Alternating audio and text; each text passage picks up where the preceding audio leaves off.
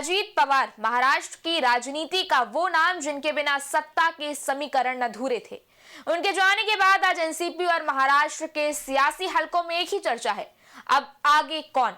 क्या राजनीति की अगली धुरी उनकी पत्नी और राज्यसभा सांसद सुनेत्रा पवार बनेगी?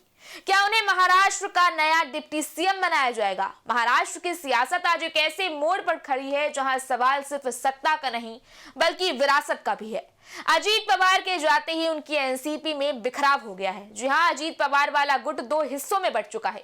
एक हिस्सा वो है जो शरद पवार के साथ जाना चाहता है और दूसरा गुट महायुति के साथ बने रहना चाहता है। अब सवाल है कि आखिर इस सियासी भूचाल को अजीत पवार के ना रहने पर कौन संभालेगा? इन तमाम सवालों के जवाब जानेंगे बेहद इस सिलसिलेवार तरीके से इस खास रिपोर्ट में। नमस्कार, मैं आकृति और आप देख रहे हैं इंडिया पब्लिक खबर।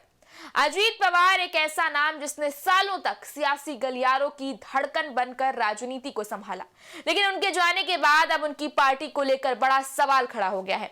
एनसीपी की कमान अब कौन संभालेगा? क्या उनकी पत्नी सुनेत्रा पवार एनसीपी की नई कप्तान होगी? जाहिर है कि अजीत पवार की असामयिक मौत ने महाराष्ट्र की राजनीति में एक बड़ा शून्य पैदा कर दिया है। बारामती के पास हुए प्लेन क्रैश में उनकी मौत हो गई। यह हादसा ऐसे समय में हुआ जब एनसीपी में दो गुटों के बीच एकीकरण की चर्चाएं चल रही थी। कुल मिलाकर शरद पवार के कमजोर होने के बाद फिलहाल अजीत पवार ही महाराष्ट्र में एनसीपी के चेहरे बनकर उभरे थे। ये बात उन्होंने महाराष्ट्र विधानसभा चुनावों में साबित भी कर दी थी। लेकिन अब वही सवाल है कि कौन पार्टी की कमान संभालेगा? क्या ये पार्टी वापस शरद पवार की ओर लौटेगी? देखिए, महाराष्ट्र की पॉलिटिक्स में इस वक्त जिसका डर था वही होता दिख रहा है। अजीत पवार के निधन का अब उनकी पार्टी में साइड इफेक्ट साफ दिखने लगा है। अजीत दादा के जाते ही एनसीपी में दो फाड़ हो गया है। सूत्रों का कहना है कि अजीत पवार की एनसीपी अब दो गुटों में बंट गई है। एक ग्रुप महायुति के साथ में रहना चाहता है तो दूसरा शरद पवार के साथ जाना चाहता है। और एनसीपी में हुए इस बिखराव ने अब कहीं ना कहीं भाजपा की टेंशन भी बढ़ा दी है। सूत्रों का कहना है कि अजीत पवार के निधन से पहले भी खबरें आई थी कि शरद पवार गुट और अजीत पवार गुट फरवरी के दूसरे हफ्ते में साथ आने का ऐलान कर सकते हैं। सूत्रों का कहना है कि साथ आने की तारीख भी तय हो चुकी थी। 8 फरवरी को एनसीपी का मर्जर होना था। ये खबर तब से शुरू हो चुकी थी जब अजीत पवार गुट और शरद पवार गुट ने पुणे और पिंपरी चिंचवड़ के म्युनिसिपल चुनाव साथ में लड़े थे। सूत्रों का कहना है कि दोनों के साथ आने की पूरी तैयारियां भी हो चुकी थी, मगर अचानक अजीत पवार के निधन के बाद सब कुछ एक बार फिर बिखर गया है। अब सवाल है कि आखिर भाजपा क्या चाहती है? सूत्रों का कहना है कि बीजेपी चाहती है कि अजीत पवार गुट उनके यानी महायुति में बना रहे, क्योंकि भाजपा को लगता है कि अगर अजीत पवार गुट महायुति से बाहर होता है तो एकनाथ शिंदे की शिवसेना का बल बढ़ जाएगा। कुल मिलाकर आप देखें तो महाराष्ट्र की राजनीति में बड़ा उलटफेर हो गया है। डिप्टी सीएम अजीत पवार का बुधवार यानी कि 28 जनवरी 2026 को बारामती में प्लेन क्रैश में निधन हो गया और उनके जाने के बाद अब उनकी एनसीपी गुट में अब खलबली मच गई है। सूत्रों के मुताबिक अजीत पवार गुट अब दो हिस्सों में बंट गया है। एक ग्रुप महायुति यानी कि बीजेपी और शिवसेना के साथ रहना चाहता है, जबकि दूसरा गुट जो है वो शरद पवार के साथ वापस जाना चाहता है।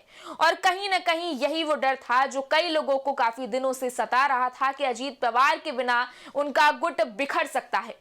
गौरतलब है कि अजीत पवार को उनके दोस्त और दुश्मन दोनों ही दादा कहकर बुलाते थे, जो उनकी मजबूत छवि को दर्शाता है। हालांकि माना तो यह भी जाता है कि अजीत दादा एक मास लीडर थे जो राजनीति में कोई स्थायी दोस्त या दुश्मन मानते ही नहीं थे। अजीत ने एनसीपी को ग्रामीण महाराष्ट्र खासकर पश्चिमी महाराष्ट्र में मजबूत बनाया। जब एनसीपी में दो फाड़ हुई तो उन्होंने ज्यादातर विधायकों को अपने साथ कर लिया, जिससे उनका गुट सत्ता में आया।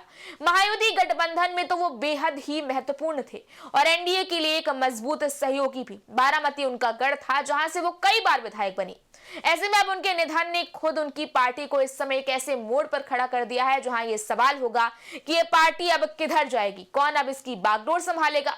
पिछले कुछ समय से एनसीपी के दोनों धड़ों की जो एकीकरण की चर्चाएं चल रही थी वो भी अब कैसे सिरे चढ़ेंगी। उनकी मौत ने उनके गुट को भी असमंजस में डाल दिया है, क्योंकि वो ही गुट का मुख्य चेहरा थे।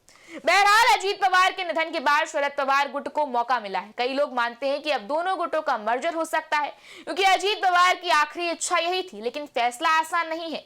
अभी तो ये तय होना है कि आखिर अजीत पवार वाली एनसीपी का लीडर कौन बनेगा। अजीत पवार की पत्नी सुनेत्रा पवार का नाम सबसे आगे बताया जा रहा है। हालांकि एनसीपी चीफ के लिए प्रफुल्ल पटेल, सुनील तटकरे का भी नाम चल रहा है। फिलहाल अजीत पवार वाली एनसीपी में लीडरशिप वैक्यूम है और पार्टी को जल्द फैसला लेना होगा। इस बारे में आपकी क्या राय, आप हमें कमेंट सेक्शन में जरूर बताएं। इस वीडियो को लाइक करें, शेयर करें, चैनल को सब्सक्राइब करें। शुक्रिया।